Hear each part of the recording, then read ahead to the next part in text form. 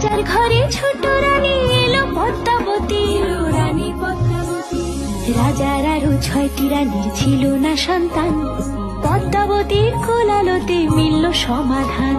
বছর যেতে জন্ম নিল 7 ছেলে 1 মেয়ে, হয় খুশির আকাশ হঠাৎ কালো মেঘে গেল ছেয়ে।